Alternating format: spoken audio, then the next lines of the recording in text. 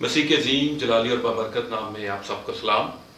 جیسا کہ آپ جانتے ہیں کہ آج کھجوروں کا اتوار ہے اور اس نسبت سے آج ہم خداوند کا پاک کلام سنیں گے۔ ہم ایک حوالہ پڑھیں گے مقدس لوکا کی انجیل، اس کا 19واں باب 28ویں آیت سے 40ویں آیت تک۔ یہ باتیں کہہ کر وہ یروشلیم کی طرف ان کے آگے آگے چلا۔ جب وہ اس پہاڑ پر جو زیتون کا کہلاتا ہے بیت فگے اور بیتنیا کے نزدیک پہنچا تو ایسا ہوا کہ اس نے شاگردوں میں سے 2 کو یہ کہہ کر بھیجا کہ سامنے کے گاؤں میں جاؤ اور اس میں داخل ہوتے ہی ایک گدھی کا بچہ بندھا ہوا ملے گا جس پر کبھی کوئی آدمی سوار نہیں ہوا، اسے کھول لاؤ، اور اگر کوئی تم سے پوچھے کہ کیوں کھولتے ہو تو یوں کہہ دینا کہ خداوند کو اس کی ضرورت ہے۔ بس جو بھیجے گئے تھے انہوں نے جا کر جیسا اس نے ان سے کہا تھا ویسا ہی پایا۔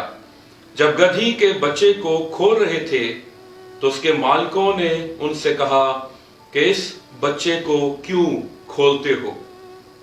انہوں نے کہا خداوند کو اس کی ضرورت ہے۔ اس کو یسوع کے پاس لائے اور اپنے کپڑے اس بچے پر ڈال کر یسوع کو سوار کیا۔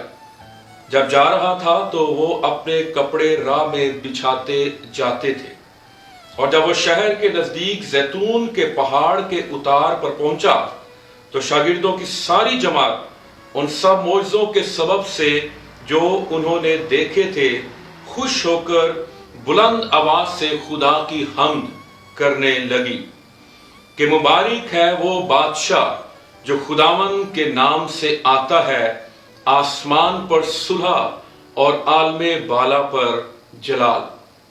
بھیڑ میں سے بعض فریسیوں نے اس سے کہا اے استاد اپنے شاگردوں کو ڈانٹ دے۔ اس نے جواب میں کہا میں تم سے کہتا ہوں کہ اگر یہ چپ رہے تو پتھر چلا اٹھیں گے۔ خدا ان کے پاک کلام کے پڑھے اور سنے جانے کے وسیلے سے ہم سبوں کو برکت ملے۔ پام سنڈے، کھجوروں کا اتوار، یہ ایک عظیم واقعہ جس میں خداوند یسوع مسیح یروشلیم میں شاہانہ طور پر داخل ہوتے ہیں، اور 2000 سال ہوئے اس واقعے کو بیتے ہوئے، اور آج بھی کلیسیاؤں میں بلکہ پوری دنیا میں اس واقعے کو جب خداوند یسوع مسیح یروشلیم میں داخل ہوتے ہیں اس کو منایا جاتا ہے۔ ہمارے سامنے جو آج حوالہ ہے وہ مقدس لوکا کی انجیل میں سے ہے، اور یہ جو واقعہ ہے یہ نہ صرف لوکا کی انجیل میں ہے بلکہ یہ متی کی انجیل میں اور مرکز کی انجیل میں اور یوحنا کی انجیل میں بھی یہ واقعہ لکھا ہوا، اور چاروں اناجیل یسوع مسیح کے یروشلم میں شاہانہ داخلے کو پیش کرتی ہے۔ اور یہ خداوند یسوع مسیح کا یروشلم میں آنا یہ ایک نبوت کی تکمیل تھی جو زکریا نبی کی معرفت خداوند یسوع مسیح کی پیدائش سے تقریباً 500 سال پہلے زکریا نے ایک نبوت کی تھی۔ اور اگر ہم خداوند کے مقدس کلام میں سے دیکھیں زکریا نبی کا صحیفہ اس کا 9واں باب اور اس کی 9ویں آیت، تو وہاں پر لکھا ہے اے بنت سیون تو نہایت شادمان ہو، اے دختر یروشلیم خوب للکار، کیونکہ دیکھ تیرا بادشاہ تیرے پاس آتا ہے، وہ صادق ہے اور نجات اس کے ہاتھ میں ہے، وہ حلیم ہے اور گدھے پر بلکہ جوان گدھے پر سوار ہے۔ ہیلیلویا۔ ہم خداوند کا شکر ادا کرتے ہیں کہ یہ جو 500 سال پہلے یہ نبوت کی گئی، یہ خداوند یسوع مسیح کی پیدائش پر یہ نبوت پوری ہوتی ہے اور خداوند یسوع مسیح یروشلم میں داخل ہوتے ہیں۔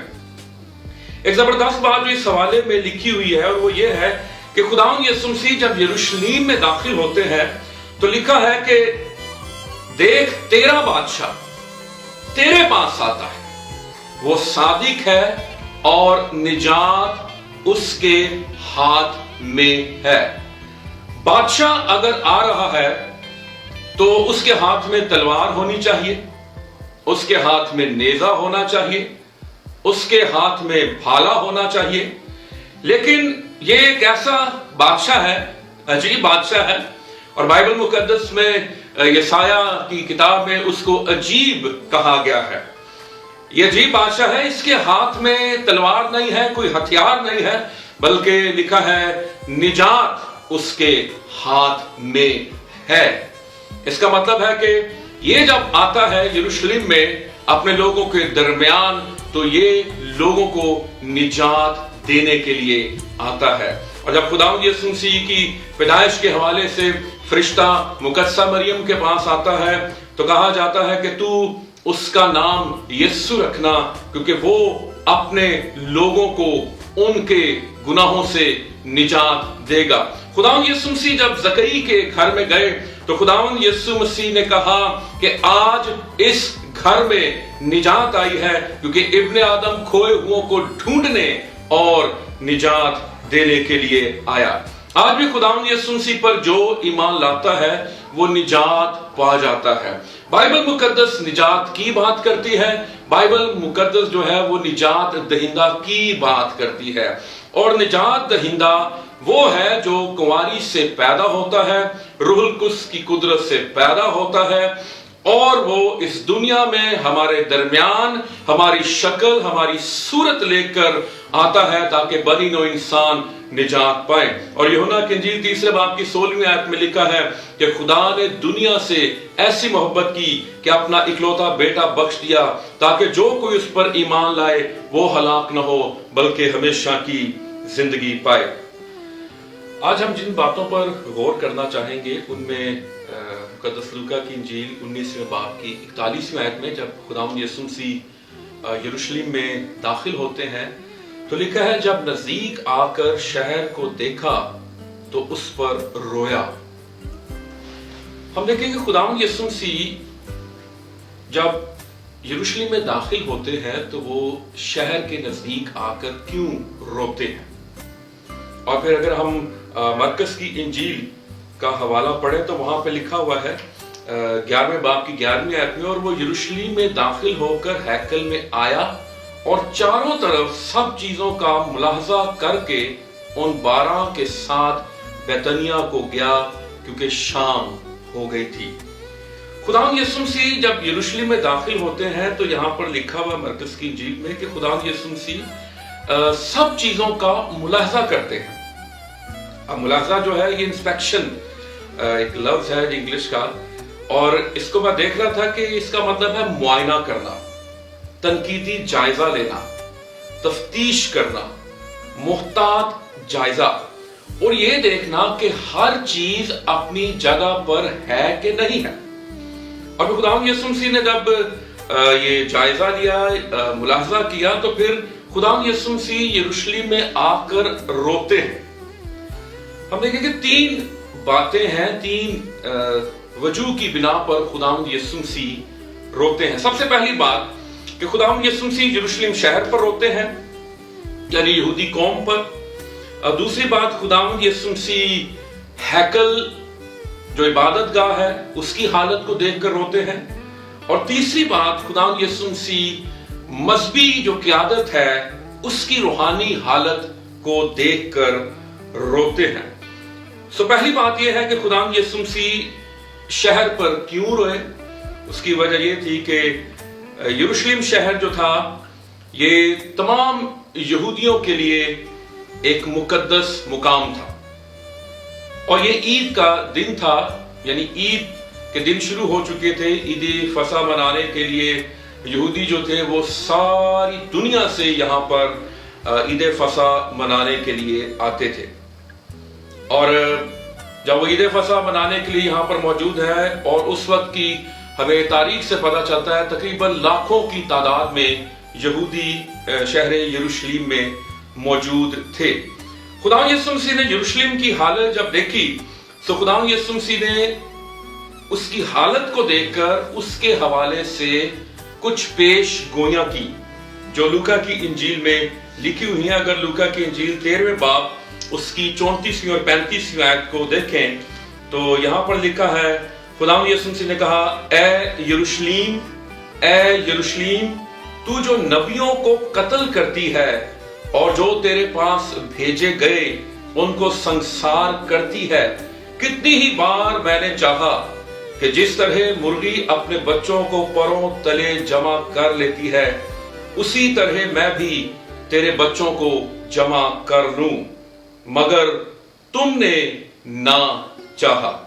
देखो तुम्हारा घर तुम्हारे ही लिए छोड़ा जाता है, और मैं तुमसे कहता हूं कि मुझको उस वक्त तक हरगिज ना देखोगे जब तक ना कहोगे कि मुबारक है वो जो खुदावंद के नाम से आता है।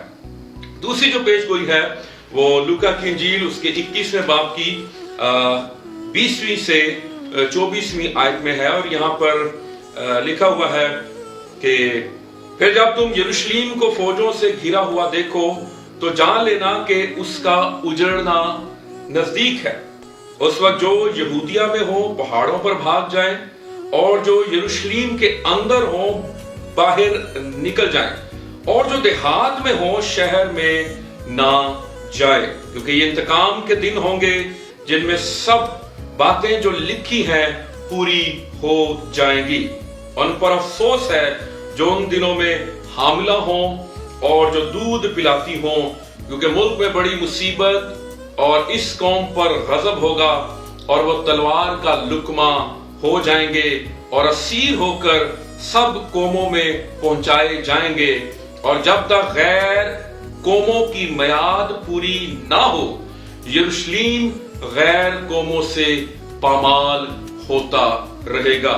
खुदावंद यीशु मसीह ने यरूशलेम के हवाले से ये बातें की, और हम ये जानते हैं कि खुदावंद यीशु मसीह के आसमान पर चले जाने के तकरीबन 40 साल के बाद सन 70 में जनरल टाइटस ने यरूशलेम का घेराव किया और यरूशलेम की ईंट से ईंट बजा दी, जिसे हम सकूते यरूशलेम के नाम से जानते हैं। दूसरी बात जिसको हम देखना चाहेंगे वो ये है कि खुदावंद यीशु मसीह क्यों रोए। रूहानी जो हालत थी हैकल की वो बड़ी ही नागुफ्ताबे थी, और हैकल मौजूद थी, लेकिन हैकल रूहानी तौर पर अपनी हालत में मौजूद नहीं थी। खुदा ने जिस मकसद के लिए हैकल को रखा था या हैकल को बनाया था या बनवाया था, हैकल वो अपना काम नहीं कर रही थी। अगर हम लूका की इंजील उसके 21वें बाब की 5वीं और 6ठी आयत देखें तो खुदावंद यीशु मसीह ने हैकल की बर्बादी की भी पेश गोई की, और लिखा जब बाज लोग हैकल की बाबत कह रहे थे कि वो नफीस पत्थरों और नजर की हुई चीजों से आरास्ता है, तो उसने कहा वो दिन आएंगे कि इन चीजों में से जो तुम देखते हो यहां किसी पत्थर पर पत्थर बाकी ना रहेगा जो गिराया ना जाएगा। तो हम देखते हैं कि खुदा यीशु मसीह ने हैकल की बर्बादी का भी जिक्र कर दिया।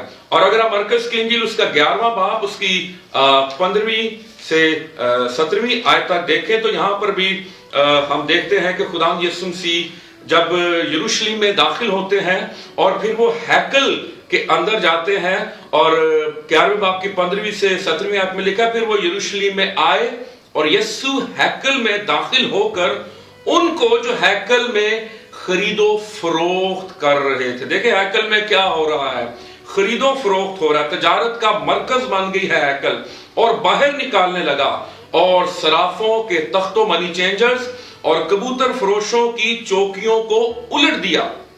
उसने किसी को हैकल में से होकर बर्तन ले जाने ना दिया, और अपनी तालीम में उनसे कहा क्या ये नहीं लिखा कि मेरा घर सब कौमों के लिए दुआ का घर कहलाएगा, मगर तुमने उसे डाकुओं की खो बना दिया है। हैकल के अंदर जहां पर इबादत होनी चाहिए, जहां पर उसकी प्रस्तिश होनी चाहिए, वहां पर हम देखते हैं कि हैकल में खरीदो फरोख्त हो रही है, सराफों के तख्ते लगे हुए हैं, پرندوں کی وہاں پر چوکیاں ہیں، اور وہاں پر خدا یسوع مسیح نے ان تمام باتوں کو وہاں سے صاف کر دیا، ان چیزوں کو خدا یسوع مسیح نے الٹ دیا، اور یہ خاص حصہ جہاں پر یہ خرید و فروخت ہو رہی تھی اور یہاں پر یہ کبوتر فروشوں کی چوکیاں تھیں، یہ غیر اقوام کا احاطہ تھا۔ اگر آپ ہیکل کے نقشے کو دیکھیں تو وہاں پر ہمیں ہیکل کے نقشے میں غیر اقوام کا احاطہ ملتا ہے، اور یہ وہی جگہ تھی جہاں پر انہوں نے اس جگہ کو بلاک کر دیا تھا، یہاں پر خرید و فروخت کا مرکز بنا لیا تھا، اور یہ ان کے تعصب کی نشانی تھی۔ وہ چاہتے تھے کہ جو غیر اقوام ہیں وہ ہیکل کے اندر داخل نہ ہو سکے، لیکن خدا کے دل میں غیر اقوام کے لیے بھی درد تھا، بوجھ تھا، اور اس لیے خداوند نے ہیکل کے نقشے میں غیر اقوام کا احاطہ رکھا تھا۔ خدا نے ایک قوم بنی اسرائیل کو چنا تھا، اور اس کے چننے کی وجہ یہ تھی کہ خدا ایک قوم کے وسیلے سے دیگر اقوام تک پہنچنا چاہتا تھا۔ خدا نے بنی اسرائیل میں شریعت دی، خدا نے بنی اسرائیل میں اپنے انبیاء کو بھیجا، لیکن وہ اتنا تعصب کا شکار تھے کہ انہوں نے شریعت کو اور انہوں نے یہ سمجھ لیا کہ ہم ہی صرف خدا کی چنی ہوئی قوم ہے۔ لیکن خدا نے ابراہیم سے جب کلام کیا اور خدا نے ابراہیم سے جب وعدہ کیا تو اس نے کہا تھا کہ تیرے وسیلے سے دنیا کی سب قومیں، سب قبیلے، سب گھرانے برکت پائیں گے۔ اور اس کا ایک اور منہ بولتا ثبوت یہ ہے کہ خدا نے یونا نبی کو نینوا شہر میں بھیجا جہاں پر اسوری قوم تھی، اور وہاں پر خدا نے غیر اقوام کو اپنے نبی کے، اپنے پیغام کے وسیلے سے بچا لیا، اور یہودیوں نے اس حصے کو بند کر دیا تھا جو غیر اقوام کا احاطہ تھا۔ خدا یسوع مسیح نے جب اس جگہ کو صاف کیا، رکاوٹوں کو دور کیا، تو اس کا مطلب یہ تھا خداوند یسوع مسیح غیر اقوام کے لیے اس ہیکل کے دروازے کو کھول رہے تھے، اور ہیکل میں اس وقت وہ ہستی موجود تھی جس نے اپنے بارے میں کہا تھا یہاں وہ ہے جو ہیکل سے بھی بڑا ہے۔ ہاللیلویہ۔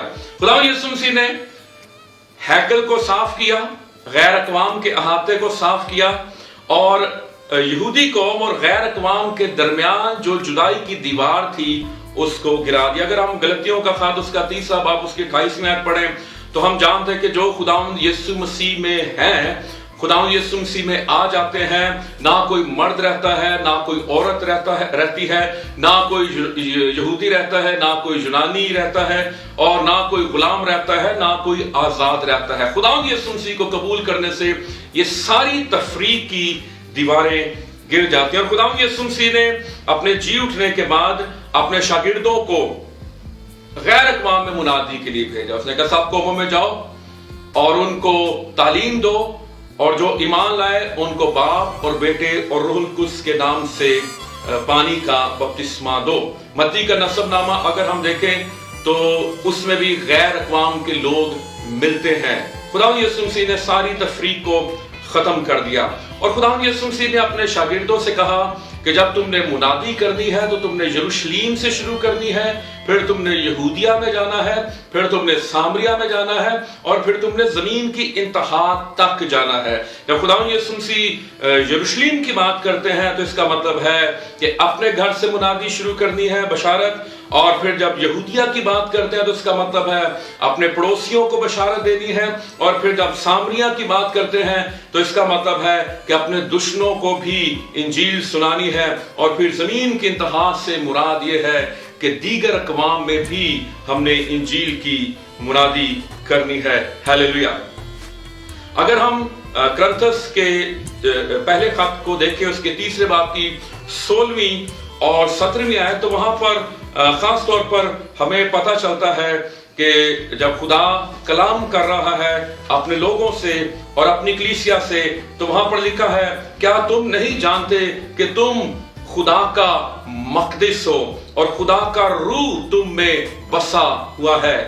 اگر کوئی خدا کے مقدس کو برباد کرے گا تو خدا اس کو برباد کرے گا، کیونکہ خدا کا مقدس پاک ہے اور وہ تم ہو۔ اس کا مطلب یہ ہے کہ खुदा हमें, मुझे, आप सबको अपनी हैकलें, अपना टेम्पल और अपना मकदस कह रहा है।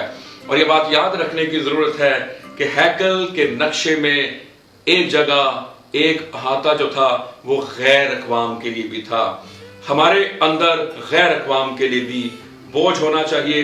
इसलिए खुदावंद यीशु मसीह पाम संडे के रोज रोए, क्योंकि वो सिर्फ अपने आप को देख रहे थे, वो सेल्फ सेंटर्ड हो गए थे और वो गैर अक़वाम की फिक्र नहीं कर रहे थे। तीसरी बात जिस पर हम गौर करेंगे वो उस वक्त की मजहबी क़यादत है। और मजहबी क़यादत की जो हालत थी, अगर हम मरकस की इंजील 11वें बाब की उसकी 18वीं आयत को देखें तो वहां पर लिखा हुआ है, खुदावंद यीशु मसीह जब हैकल को साफ कर रहे थे तो 18वीं आयत में लिखा, और सरदार काहिन और फकीह ये सुनकर उसके हलाक करने का मौका ढूंढने लगे। जो सरदार काहिन है, जो वहां पर कलाम शरीयत को पढ़ाने वाले हैं, शरीयत की मुनादी करने वाले हैं, शरीयत की तालीम देने वाले हैं, वो भूल गए हैं कि उनकी शरीयत में लिखा है, अहकाम में लिखा हुआ कि तू खून ना करना। उसको हलाक करने का मौका ढूंढने लगे, क्योंकि उससे डरते थे, इसलिए कि सब लोग उसकी तालीम से हैरान थे। मत्ती की इंजील के 23वें बाब में अगर हम देखें तो खुदावंद यीशु मसीह ने उस वक्त की जो क़यादत थी, जैसे हम कहते हैं जी, खुदावंद यीशु ने उस क़यादत की, मजहबी क़यादत की बड़ी क्लास ली। ये 23वां बाब पूरा है और 23वें बाब की पहली आयत में देख के लिखा, उस वक्त यीशु ने भीड़ से और अपने शागिर्दों से ये बातें कही कि फकीह और फरीसी मूसा की गद्दी पर बैठे हैं, पर जो कुछ वो तुम्हें बताएं वो सब करो और मानो, लेकिन उनके से काम ना करो, क्योंकि वो कहते हैं और करते नहीं। फिर 13वीं आयत में देखें तो खुदावंद यीशु मसीह कहते हैं, ए रियाकार फकीहो और फरीसियो। 15वीं आयत में फिर खुदावंद यीशु मसीह कहते हैं, ए रियाकार फकीहो और फरीसियो। और बाप के आखिर तक हम देखते हैं कि खुदावंद यीशु मसीह उनको बारहा कहते हैं, ए रियाकार फकीहो और फरीसियो। वो अपनी खिदमत कर रहे थे, जो उनके पास काम था वो कर रहे थे, लेकिन उनकी जिंदगी में खुद अमल नहीं था। वो जो कहते थे वो करते नहीं थे। यरूशलेम भी मौजूद था, जोग्राफियाई लिहाज से हैकल भी मौजूद थी, मजहबी क़यादत भी अपना काम कर रही थी, लेकिन मजहबी क़यादत भी उस जगह पर नहीं थी जहां पर उसको होना चाहिए था। हैकल थी, लेकिन हैकल भी अपना काम नहीं कर रही थी। खुदा ने जिस मकसद के लिए हैकल को रखा था, हैकल में वो काम नहीं हो रहे थे, बल्कि हैकल जो थी वो तजारत गाह बन गई थी। जो मजहबी क़यादत थी वो सिर्फ अपनी जात के गिर्द घूमते थे और उन्होंने जो हैकल को और जो रसूमात के जरिए और शरीयत के जरिए सिर्फ अपने रुपए पैसे के लिए ये सारा काम करते थे। वो नहीं चाहते थे और वो इन बातों से लाइम थे कि उन्होंने गैर अक़वाम को भी बशारत देनी है। अगर हम पुराने अहदनामा में जाएं तो वहां पर हम देखते हैं कि खुदावंद यीशु मसीह ने आदम को बनाया, और पैदाइश 2 बाब की 8वीं और 9वीं आयत में लिखा है कि खुदा ने आदम को बनाकर बागे अदन में रखा। और खुदा ने आदम को 2 काम दिए थे। एक काम यह था कि वो बाग की बागबानी करे, और दूसरा काम यह था कि वो बाग की निगहबानी करे। आदम शायद बाग की बागबानी तो करता रहा, लेकिन वो निगहबानी ठीक तौर से नहीं कर सका। वो उस सारे माहौल का, उस सारे बाग का वो निगरान था, वो कस्टोडियन था। लेकिन जब आदम और हवा ने इब्लीस की बात मानी तो फिर उनसे गुनाह हुआ और वो खुदा के जलाल से महरूम हो गए। और फिर खुदा जब उनसे हर रोज मुलाकात करने के लिए आता था, खुदा आया तो आदम और हवा ने अपने आप को छिपाना शुरू कर दिया, वो दरख्तों के पीछे चले गए।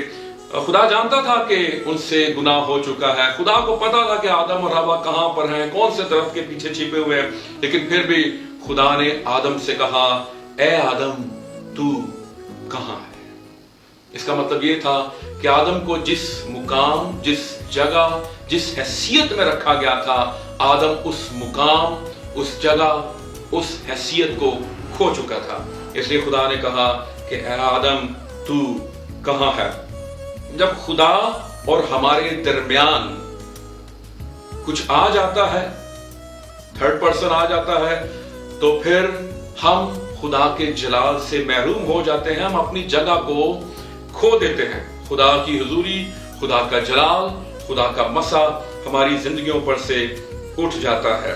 اور سن 70 میں یہی ہوا، جیسے ہم نے پہلے بھی دیکھا کہ جنرل جو ٹائٹس تھا اس نے یروشلم پر حلہ بول دیا، ہیکل کی اینٹ سے اینٹ بجا دی، اور سن 70 سے لے کے آج تک 2020 میں بھی جو یہودی ہیں وہ ہیکل سے، عبادت گاہ سے آج تک محروم ہیں، اور وہ اپنے ملک میں واپس آتے ہیں 1948 میں، 1948 میں ہزاروں برس وہ اپنے ملک سے، اپنے گھر سے، اپنے علاقے سے وہ دور رہے، دنیا میں وہ در بدر پھرتے رہے۔ اس کی وجہ کیا تھی؟ وہ پام سنڈے والے دن خداوند یسوع مسیح نے ہیکل کی صفائی کی، یروشلم پر رویا، مذہبی قیادت پر افسوس کیا، ان کو ملامت کی، لیکن وہ اپنے راستے سے نہیں ہٹے، اور جو کچھ خداوند نے کہا تھا وہ سب پورا ہوا۔ مکاشفہ کی کتاب میں ہم ایک حوالہ پڑھیں گے اور یہاں پر آج کے اس میسج کو ختم کریں۔ مکاشفہ کی کتاب، اس کا 2 باب، اس کی 4 اور 5 آیت، یہ افسس کی کلیسیا کو خداوند یسوع مسیح یہ خط لکھ رہے ہیں، اور 4 آیت میں لکھا ہے، مگر مجھ کو تجھ سے یہ شکایت ہے کہ تو نے اپنی پہلی سی محبت چھوڑ دی، اور توبہ کر کے پہلے کی طرح کام کر، اور اگر تو توبہ نہ کرے گا تو میں تیرے پاس آ کر تیرے چراغ دان کو اس کی جگہ سے ہٹا دوں گا۔ یہ خداوند یسوع مسیح کی وارننگ تھی، جو خداوند یسوع مسیح نے افسس کی کلیسیا کو خط لکھا۔ خداوند یسوع مسیح نے کہا مجھ کو تجھ سے یہ شکایت ہے کہ تو نے اپنی پہلی سی محبت چھوڑ دی۔ اور یہ جو خط ہے یہ کلیسیا کو لکھا جا رہا ہے، ایک چرچ کو لکھا جا رہا ہے، ایمانداروں کو لکھا جا رہا ہے جو خداوند یسوع مسیح کے لہو سے دھلے ہوئے، گنہگاروں کو خط نہیں لکھا جا رہا، یہ چرچ کو۔ اس کا مطلب خداوند یسوع مسیح کلیسیا کی فکر کرتا ہے، کیونکہ کلیسیا خداوند یسوع مسیح کا بدن ہے۔ مجھ کو تجھ سے یہ شکایت ہے کہ تو نے اپنی پہلی سی محبت چھوڑ دی، بس خیال کر۔ اس کا مطلب ہمیں خیال کرنے کی ضرورت ہے۔ اگر آدم اور حوا خیال کرتے اور کہتے کہ خداوند ہم سے غلطی ہوگی، تو نے جو منع کیا تھا، جو شجر ممنوع تھا، ہم نے اس کا پھل کھا لیا، ہم سے گناہ ہو گیا، ہم سے غلطی ہوگی، ہم توبہ کرتے ہیں، ہم اقرار کرتے ہیں، ہمیں معاف کر دے، تو خدا ان کو معاف کرنے پر قادر تھا۔ لیکن وہ الزام تراشی کرتے رہے، آدم نے حوا پر، حوا نے سام پر، اور کسی نے بھی اس گناہ کو قبول نہ کیا، بلکہ ایک دوسرے کو ہی گنہگار ٹھہرایا۔ اور خداوند یسوع مسیح کہتے ہیں کہ تو کہاں سے گرا ہے؟ توبہ کر۔ اگر انسان گر جاتا ہے، کلام مقدس میں لکھا ہے صادق 7 بار گرتا ہے لیکن پھر وہ اٹھ کھڑا ہوتا ہے۔ خداوند یسوع مسیح کہہ رہے ہیں توبہ کر اور پہلے کی طرح کام کر۔ کچھ بھی نہیں ہوا، توبہ کرے گا، پہلے کی طرح کام کرے گا، اور اگر تو توبہ نہ کرے گا تو میں تیرے پاس آ کر تیرے چراغ دان کو اس کی جگہ سے ہٹا دوں گا۔ اور پھر ہم دیکھتے ہیں کہ یہ کلام پورا ہوتا ہے، اور یہ ساری کلیسیاں جو مکاشفہ کی کتاب میں تھیں، یہ آہستہ آہستہ کر کے یہ ختم ہوگی، اور آج بھی ہم دیکھتے ہیں ان کلیسیاؤں کا وجود نہیں ہے، بلکہ یہ کھنڈر بن چکی ہیں۔ خداوند یسوع مسیح جو کلام کرتے ہیں وہ پورا ہوتا ہے۔ خداوند یسوع مسیح ہمیں ریسٹور کرنا چاہتے ہیں، خداوند یسوع مسیح ہمیں بحال کرنا چاہتے ہیں۔ رونے کا مقصد صرف یہی تھا کہ ہیکل کو جس مقصد کے لیے غیر اقوام میں رکھا گیا، ہیکل اپنا کام کرنا شروع کرے، اور مذہبی قیادت جو تھی وہ بھی توبہ کرے، اقرار کرے، اور جو کام انہیں سونپا گیا تھا وہ کرنا شروع کرے، تاکہ غیر اقوام میں بھی نجات کا پیغام جائے۔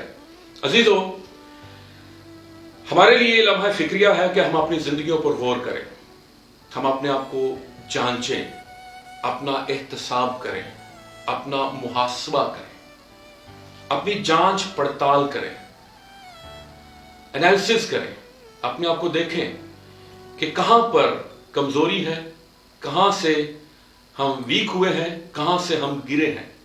खुदा यीशु मसीह के लहू में कुदरत है। अगर पतरस इनकार करता है, बरगिश्ता हो जाता है, खुदा यीशु मसीह पतरस को बहाल कर देता है और वो दोबारा काम शुरू कर देता है, इंजील की मुनादी करना शुरू कर देता है। और फिर वे पेंतीकोस के रोज जब कलाम की मुनादी करता है तो 3000 रूहें वो बचा लेता है। हालेलुया। सो खुदा यीशु मसीह आज भी चाहते हैं कि ईमानदार वापिस आ जाए, बहाल हो जाए और पहले की तरह काम करना शुरू हो जाए। खुदा आप सबों को बरकत दे। आमीन। आए हम अपने सरों को झुकाएं, अपनी आंखों को बंद करें। खुदा कादिर मुतलक खुदा, आसमान और जमीन के मालिक और खालिक, मसीह यीशु में हमारे जिंदा आसमानी बाप, हम तेरी पाक हुजूरी में आते हैं, तुझे सिजदा करते हैं, ये जानते हुए कि तू ही तारीफ, तमजीद, इज्जत और बुजुर्गी के लायक है। और खुदा जब तू यरूशलेम में दाखिल हुआ आज के रोज, हम ये जानते हैं कि तेरे हाथ में निजात है और तू सारी दुनिया को निजात देने के लिए इस दुनिया में आया और तूने सलीबी मौत गवारा की, तूने अपने लहू को बहाया, तू हमारे लिए मर गया, दफन हुआ, तीसरे दिन मुर्दों में से जी उठा। हम तेरी शुक्रगुजारी करते हैं और सारा जलाल तेरे पाक नाम को देते हैं। और खास तौर पर खुदा इन दिनों में खुदा हम खास दुआ करते हैं सारी कलीसिया के साथ मिलकर, तेरे ईमानदारों के साथ मिलकर, खुदा आलमगीर कलीसिया के साथ मिलकर, ये सारी वबा जो कोरोना की सूरत में इस पूरी दुनिया पर आई हुई है, हम तेरे बेटे यीशु मसीह के वसीले से और उसके लहू की कुदरत और पाक रूह की आग और यीशु नाम की कुदरत के वसीले से उस सारे वायरस को भस्म हो जाने का हुक्म देते हैं। और ये हुक्म देते हैं कि वो हमारे शहरों से, हमारे मुल्क से चला जाए और तमाम मुल्कों से चला जाए और सारी दुनिया से चला जाए, ताकि लोग अमनो अमान से रहें, शिफा पाएं, निजात पाएं और अपनी इस रिहाई के लिए तेरी तरफ देखते रहें, क्योंकि तू हल्ले मुश्किलात, नामुमकिनात और मौजज़ात का खुदा है। ये दुआ मांगते हैं यीशु तेरे ही पाक और जलाली नाम के वसीले से। आमीन।